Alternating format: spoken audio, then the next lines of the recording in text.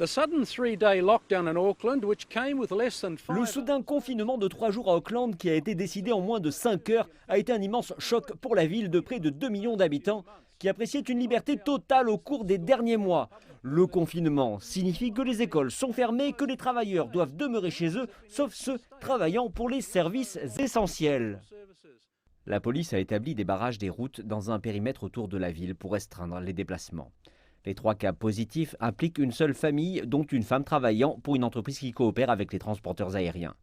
La théorie à ce stade est qu'elle aurait attrapé le virus au travail. Une séquence urgente du génome a confirmé que la famille a été infectée par le variant de la Covid-19 hautement contagieux, détecté pour la première fois au Royaume-Uni.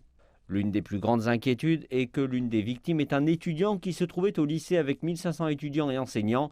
Donc des tests d'urgence sont en cours à l'école et dans d'autres lieux où la famille s'est rendue au cours de la semaine passée. Jusqu'à présent, aucun cas supplémentaire n'a été signalé, ce qui est un signe encourageant, mais des milliers de tests doivent encore être menés dans les prochaines 48 heures.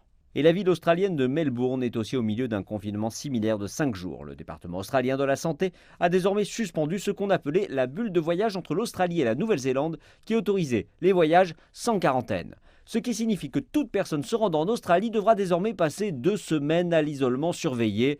Et si le confinement d'Auckland se poursuit au-delà des 3 jours, alors le gouvernement australien pourrait imposer de futures restrictions au voyage. La première ministre de Nouvelle-Zélande a une fois encore remercié les gens pour demeurer chez eux et déclaré que le pays avait déjà anéanti le virus et que nous le ferons à nouveau. La saison du vaccin Pfizer était arrivée en Nouvelle-Zélande, donc des milliers de travailleurs en première ligne pourront recevoir leur première injection dès ce week-end.